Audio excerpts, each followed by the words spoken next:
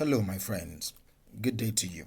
My name is Michael Ujola, and on today's episode of Daily Mind Shift, I want us to talk a little bit about suffering in love. I want to talk about suffering in love. It is not necessary for you to suffer to prove love. It is not necessary for you to suffer to prove love. And for you to understand this better, you need to be able to define things. You need to be able to define. So don't just hear the first quote and run away and say, yeah, come on.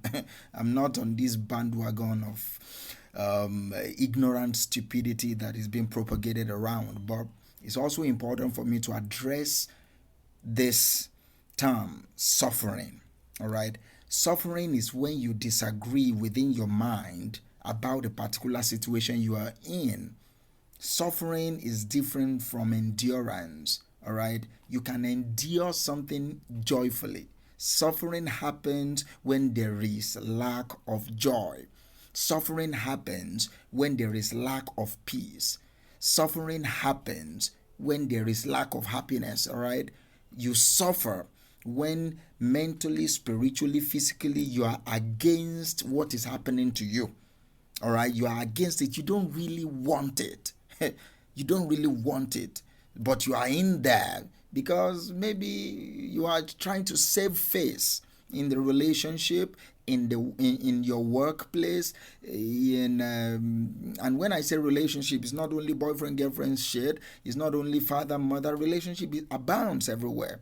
Friendship can be a very toxic thing. So to prove that you love your friend, to prove that you love your lover, to prove that you love your parent, to prove that you love your children, you don't need to suffer. It's not necessary to suffer.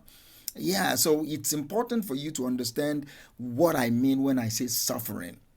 When I say suffering, I don't mean impatience, all right?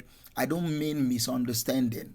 Some of us don't know how to understand another person that is in our lives. Some of us are impatient because of the old wounds that we are carrying around. We cannot even hear what the other person is saying. We can see the person in front of us. I'm not talking about that. I'm talking about real suffering. Some of you are enduring some level of bullshit that you shouldn't endure just because you think it is necessary for you to suffer to prove your love. I keep saying it and I will repeat it. Any love that you need to prove, I don't think is worth it. All right? You don't need to prove anything. I'm not saying that you should not take care of the person you love, whether it's your mother, your father. There are moral obligations. There are responsibility to the person, to the people that we care about. I'm not saying you shouldn't do your work well in your organization, in your workplace. You need to do your work well to prove that you really love what you're doing. Nevertheless, you don't need to suffer to prove that you love what you're doing. You don't need to suffer. You don't need to sacrifice time with your children to prove that you loved your career. You don't need to sacrifice time with your friends to prove that you love your work. You don't need to sacrifice your spirituality to prove that you are dedicated to a cause. No, you don't need to suffer to prove love. All right, you don't need to go through lack of peace to prove love. You don't need to go through perpetual frustration to prove love. You don't need to go through that. So that is exactly what I want you to understand on today's episode of Daily Mind Shift, that it is not necessary to suffer to prove love.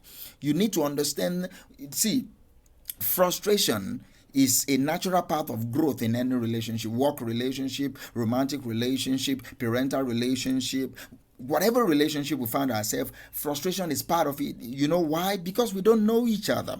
Okay, we don't know each other. Maybe your colleagues at work are messing up with your mind. It's part of it. So you don't need to run away when you are frustrated. All right, but when you are perpetually frustrated, 10 years, 15 years, you are frustrated, 5 years, consistently, 6 months, every single time you are frustrated, something is wrong. It's either you are not fit into that particular workplace, or your growth level and their growth level might not be in sync, something is wrong. You need to figure out what is wrong and back out. All right. Sometimes angry reaction also indicates frustration, and like I said before, it's part of the growth process. But the perpetuity of frustration is what I'm talking about. It doesn't have to always be like that. Okay, so if you know that you are always frustrated, you are always angry, you are always your consciousness, your mind, your body, your soul, your spirit is just suffering, it's time to back out, because it is not necessary for you to suffer to prove love.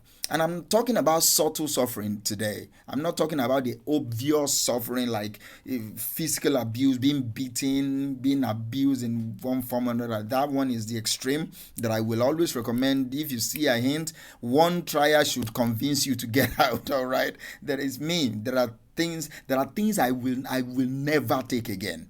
All right, there is a level of threshold that I've put in my life. I will not tell you. The moment you break through that barrier, we are done. No matter the link, the blood, the water that links us together, we are done.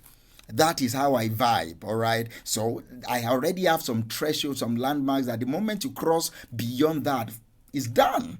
Okay, so a trial should convince you that that guy, that girl is done with it. That workplace, you are done with them. All right, so you don't need to endure and keep suffering to prove that you love someone, to prove that you love a work, to prove that you like your parent, to prove that you love your children, to prove that you like your brother, you like your sister, to prove that you like your business partner or whatever. You don't need to suffer.